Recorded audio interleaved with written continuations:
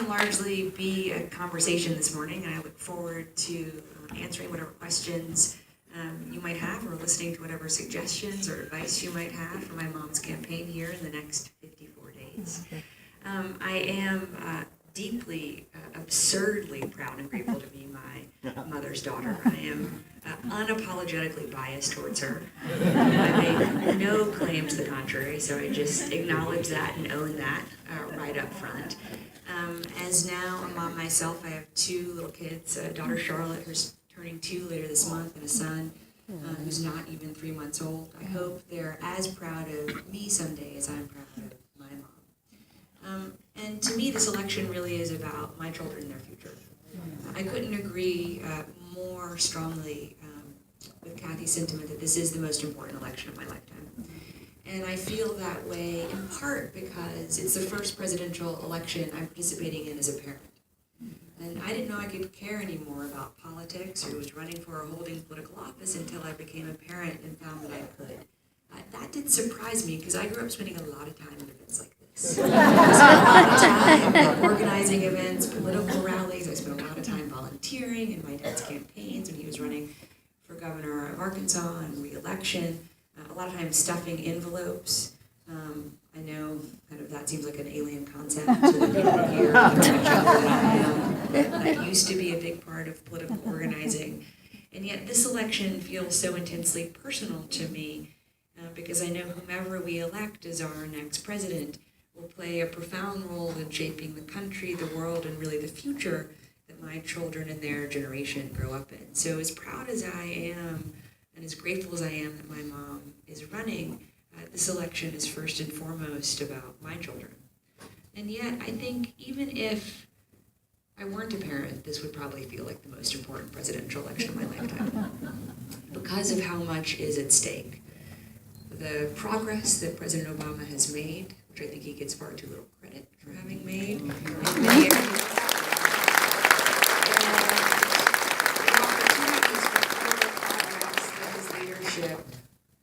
has enabled. So since we're standing or sitting in a community college, I want to talk a little bit about my mom's higher education plans and then open it up to whatever questions you might have. Because I truly think everything is at stake in this election. Whether we're thinking about our economy, healthcare, actually dealing with climate change. My mom's the only person running for president who recognizes that climate change is a real threat, but also a real opportunity.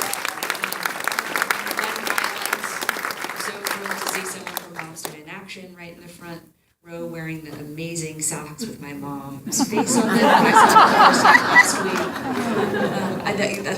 The whole outfit. She wants credit for the whole outfit. It's pretty extraordinary. You'll have to see her later. But truly, whatever may be in your hearts, on your minds as you're thinking about making sure everyone in Ohio is registered before the registration deadline on October 11th, knows kind of they can vote early starting October 12th, and kind of the last day to vote is indeed election day. But I want to talk before opening it up to your questions about my mom's college compact. Admittedly, I think it's a bit misnamed because it's both about college and graduate school. And I think that's an important distinction to make because for so many people, the limit of what we hope to do doesn't end after we've walked out of Sinclair or Stanford, where I went for an undergraduate degree. So I think it matters that when my mom is talking about college affordability, she's really talking about higher education affordability more broadly. And I hope that it'll matter to the people here in the room, to your families, to voters across Ohio, that my mom is the only candidate who actually has a real plan for higher education affordability. So just a few parts of what she means when she talks about her college compact. She believes that anyone should be able to go to Sinclair or any community college tuition free, regardless of family income. And she believes that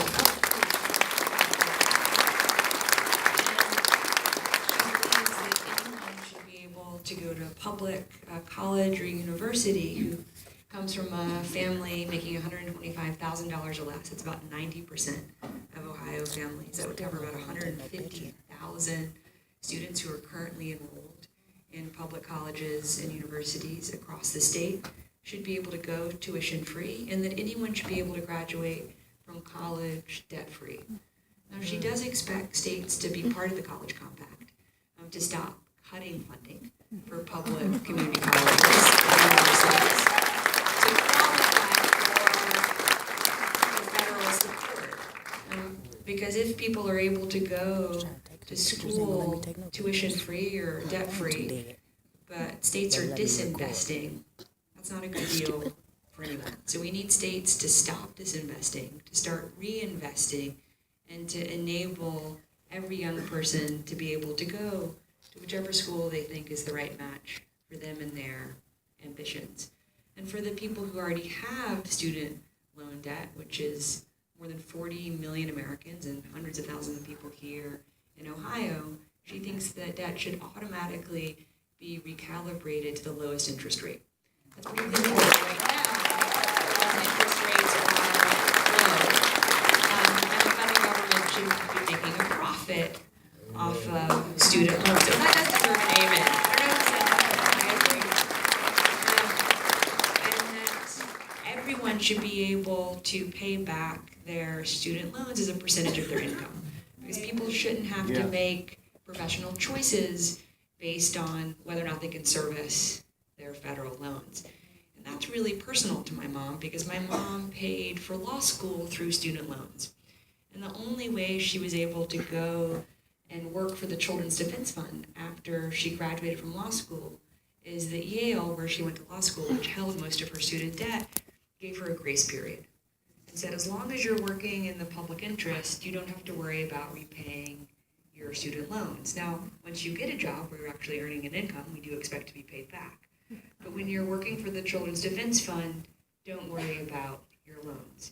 My mom thinks that's also a pretty good model. So for people who are working in the public interest, for people who are starting businesses, who are joining startups, who are contributing to our economic future, there should be grace periods. And for people who are teachers in high-need areas, who are firefighters, who are police officers, that service should count as paying off their student loans. We have to have something that works for our collective future.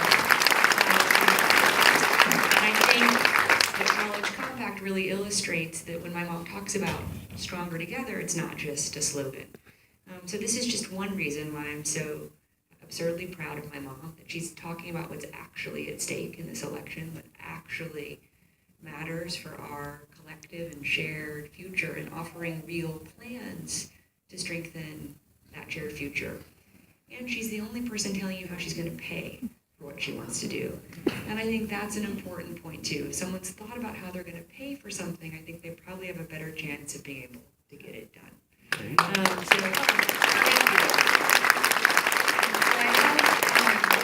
So that is just kind of one illustration, and I hope you'll give me the chance to talk about other issues that are important to you and your family. So if you have questions, I hope you'll ask them now. If no one's hands go up, I'll just keep picking issues to talk about. Yes, ma'am. First of all, thank you for being here. You're speaking for your mom. I'm going to speak for my niece, who's a millennial. Really important voting slot that I know your mom's really working hard to meet and to understand their issues. What she wanted me to ask was, how can I help her? Oh, thank you. I don't think I need this. Just in case. Just in case. So my niece would like to understand how Secretary Clinton is going to work for abortion access, Planned Parenthood, and all of those centers that are focused on women's health, so that the war on women can stop. What message can I take back to her? Thank you for your question. Is something I think that is not being paid enough attention to in this election year, partly because this is an area where we've lost ground.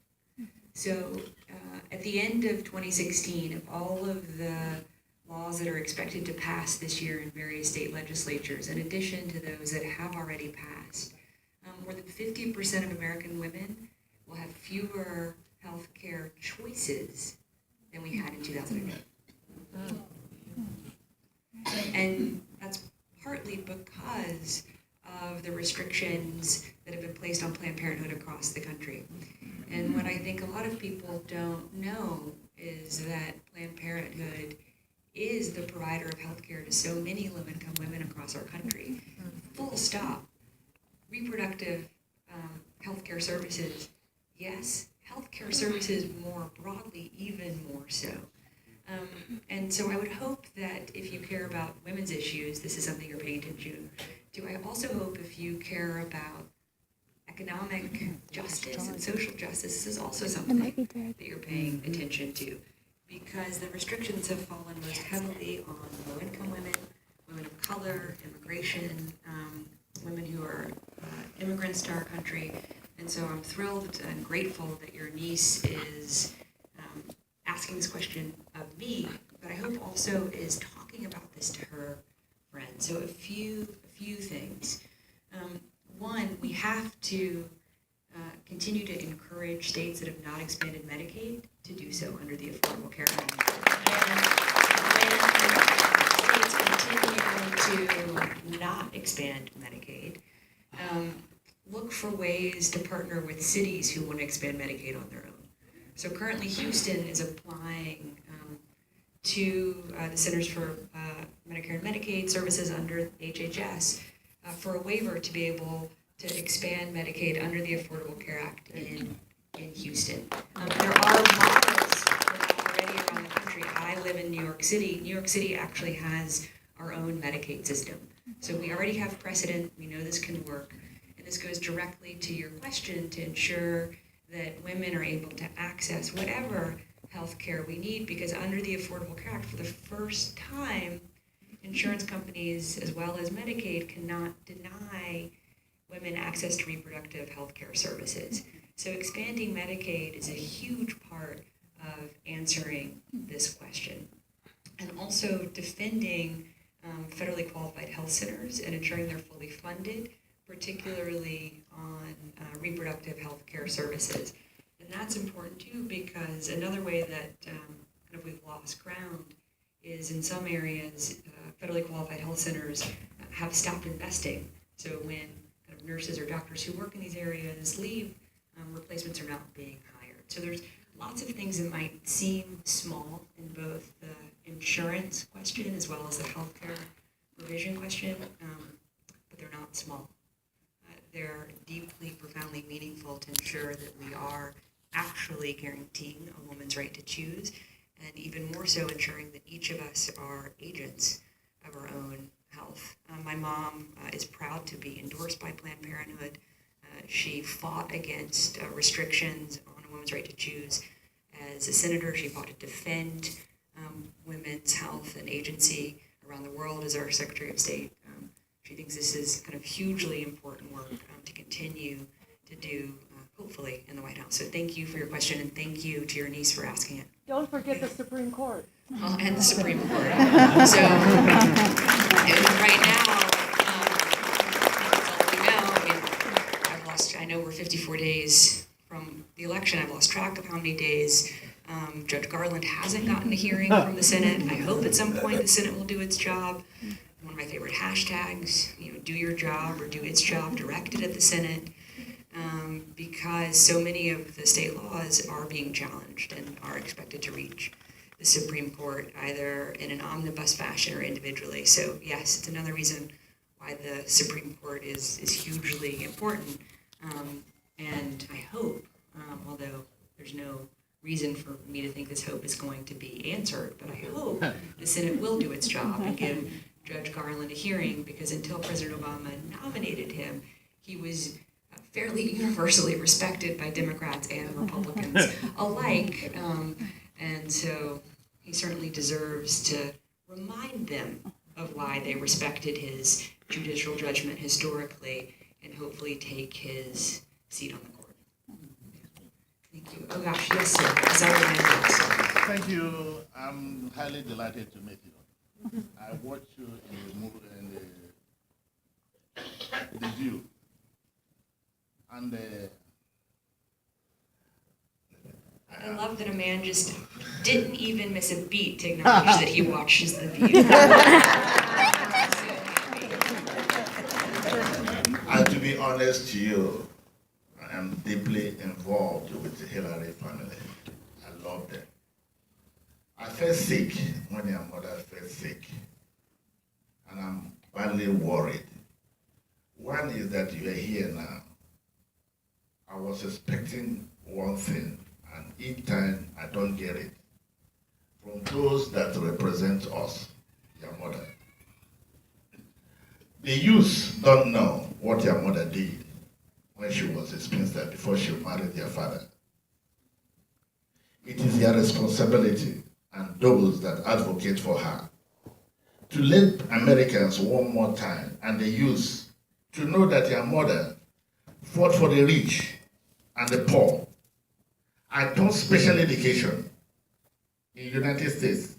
I was a manager with U.S. Army in Manhattan. I know the value of these children. Your mother, without your mother, we couldn't have got Disabled Act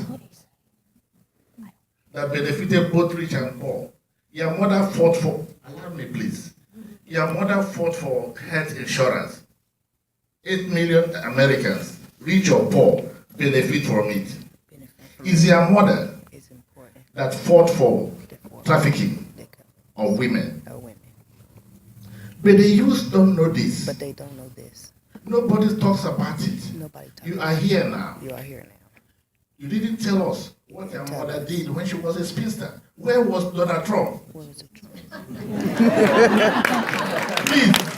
allow me, let me start off. I was a journalist, I was a diplomatic correspondent of Radio Nigeria. I covered your father. If you go to Washington, the first time your father was running, if you go to Black Caucus Convention that year, I was there. I covered it with Major General Ike Machu. Your father knows him. And know me. You see, the media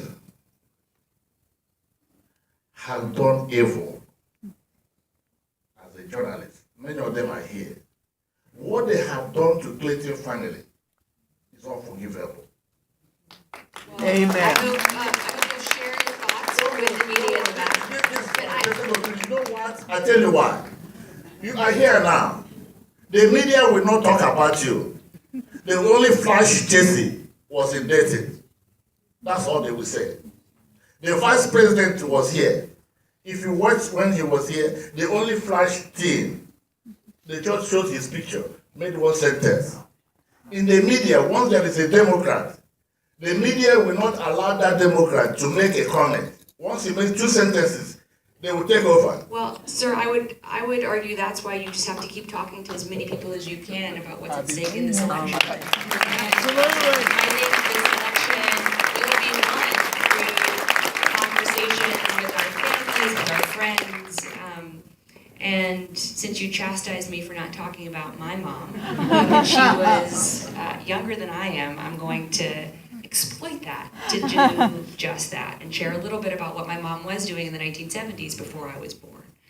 Thank you for being a special education teacher. When my mom worked with the Children's Defense Fund, she worked on 3 things predominantly. The first was to help build the case for why every child in our country deserves the right to free public education, regardless of disability status. The United States became one of the first countries in the world to pass legislation to that end. That being said, we still have a lot of work to do to ensure that schools and teachers, social workers, school nurses, kind of everyone in the ecosystem around children are trained, supported, such that all our special needs children are given every possible advantage. We have more work to do. I'm proud that my mom was part, though, of at least ensuring that we were first committed to that work as a country back in the 1970s. She also worked in South Carolina to help get largely young African-American men who were trapped in the adult prison system into the juvenile system, so that 1, they were safer. 2, they weren't then just immediately graduated. I think one of the worst possible uses of graduated ever into the adult prison system, so they had a chance to get out when they turned 18. And also so that they could access their constitutional right to an education, which they were unconstitutionally being denied when they were in the adult prison system. She worked Alabama to expose the so-called segregation academies, which were actually segregation academies, reappropriating public funds to perpetuate all white schools 20 years after Brown v. Board of Education. So my mom did all that before I was born. So thank you for giving me the chance to talk about that. Talking every day. Well, I'm gonna keep talking about the things I'm asked about, and I'll try even when I'm not asked about it to. She's not a liar for goodness sake. Well, thank you, sir. Thank you for your passionate support of my mom. I hope that the media does cover you for being here. I hope you'll talk as many people as you can about why you're so clearly behind our campaign. So thank you. Someone else want to give up similarly passionate? I'm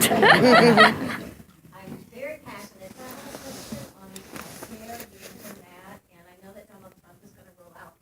I know Donald Trump is going to roll out his plan this week, and I love how you say Hillary has had plans since the beginning of time, and I'd like to hear more about her thoughts on child care, especially because we're advocating for the preschool promise. Great, thank you for talking about childcare and also connecting childcare to preschool. So Mr. Trump did talk about maternity leave this week. And his maternity leave plan would provide 6 weeks of coverage just for new moms. And any compensation would come from unemployment insurance. And so in some states, that would be just a couple $100s per week. It's very different from my mom's plan, which would be 12 weeks for a new mother or new father. Would cover those of us who have children. I had my children by C-section. Those of us who have children by adoption or by fostering. So it has a much more inclusive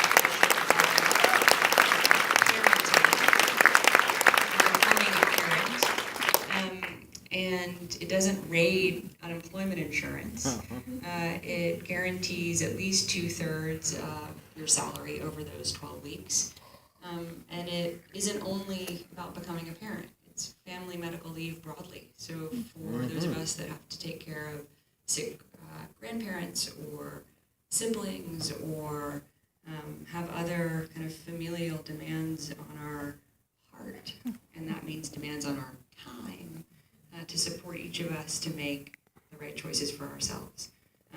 So I do think that's a pretty big distinction and a pretty big deal of a different understanding of what and who parents are in the 21st century and what our families look like in the 21st century. And investing in those early months are so important. Investing in those early years are so important too.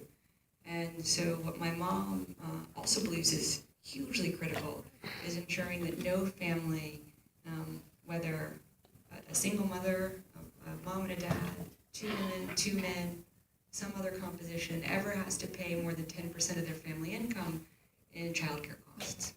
And that ensures the tax code and tax credits to ensure that's the case. And we need universal pre-kindergarten. She fought for universal pre-kindergarten when she was a senator. One of the fights that she didn't win, but she fought for it. And although she didn't win that fight, she did win the fight to double federal funding for early Head Start programs and early Head Start parent support programs when she was a senator. So this is an area where the federal government can and must really partner with states and cities to ensure that every parent, every family, kind of whatever we look like, whoever we are, can make what we think are the right choices, particularly for our youngest members. So thank you for raising this. I think this is a classic example of something that Kathy talked about, although this is often framed as a women's issue. It's really a family issue, an economic issue, and I would argue a moral issue for all of us. So thank you.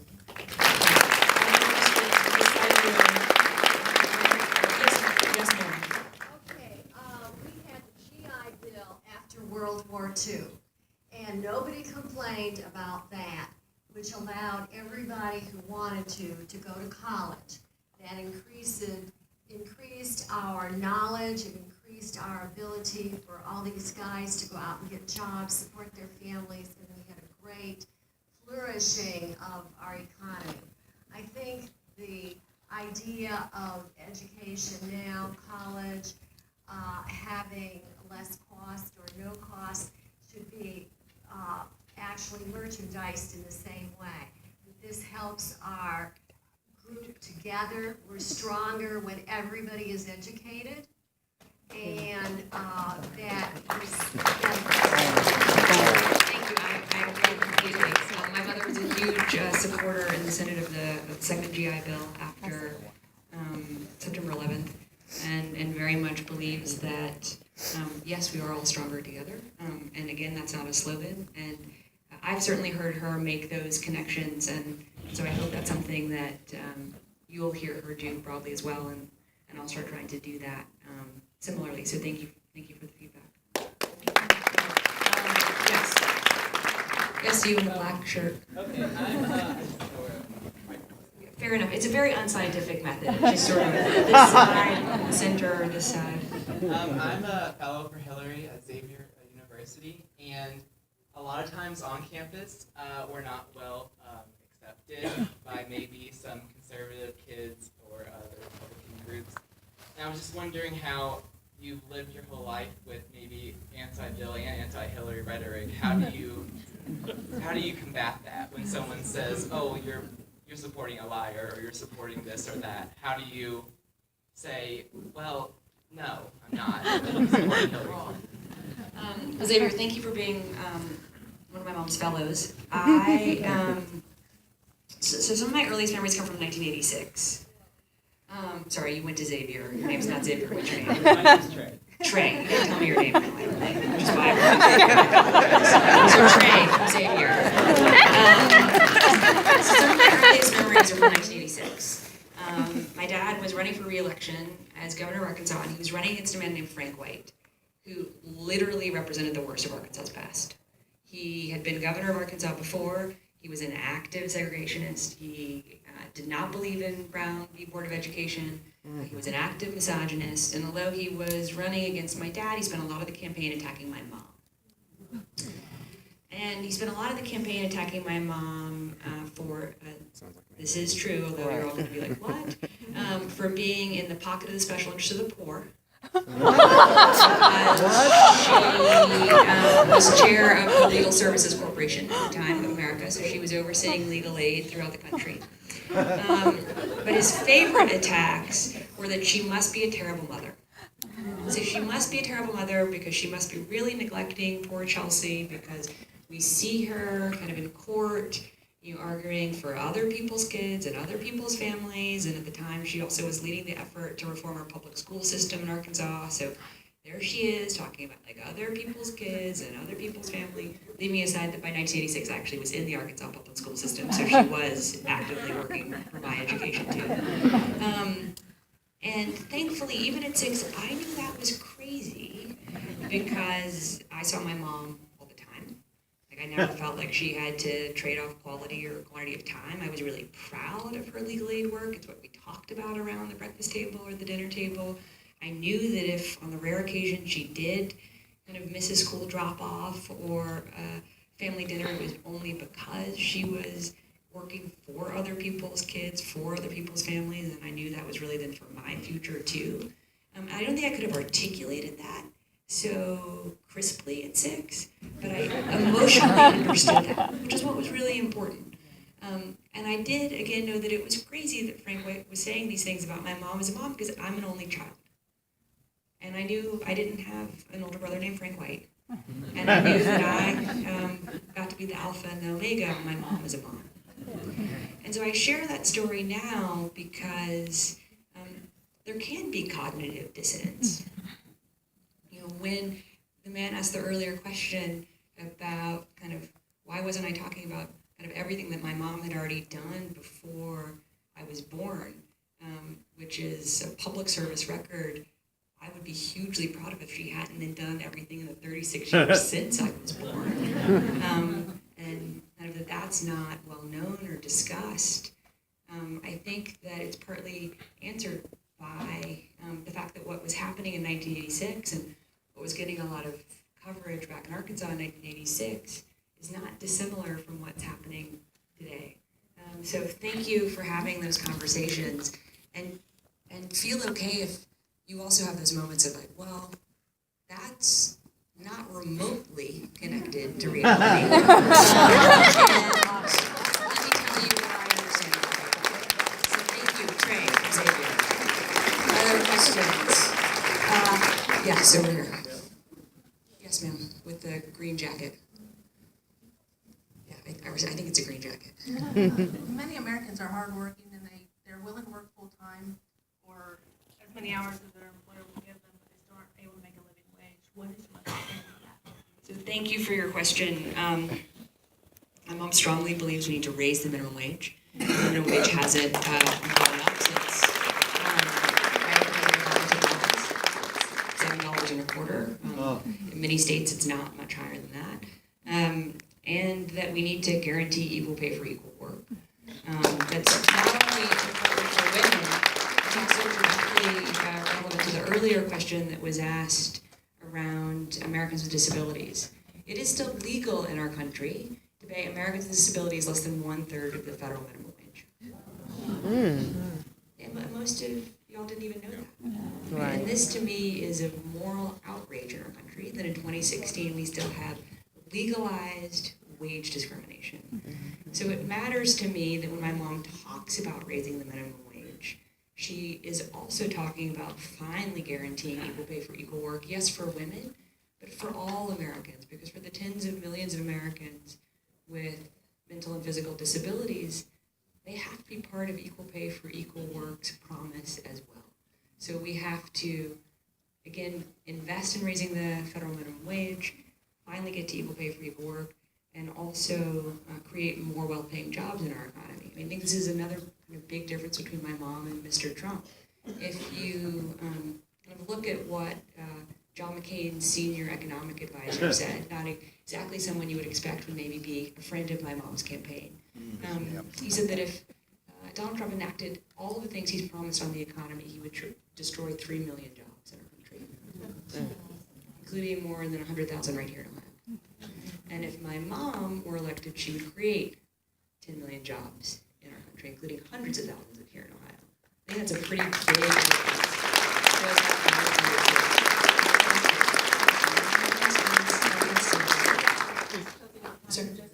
Oh, thank you, Madam Mayor. Is there any chance you'll follow in your mother? Thank you.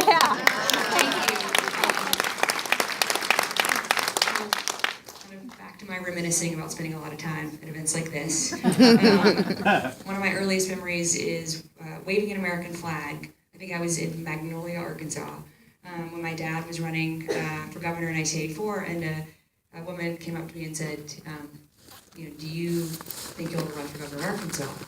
I think it's actually pretty cool that she asked a little girl that in 1984. We didn't quite have kind of my mother as our role model. And I think I said something like, ma'am, I'm 3 or 4. But I share that because people have been asking me this question my whole life.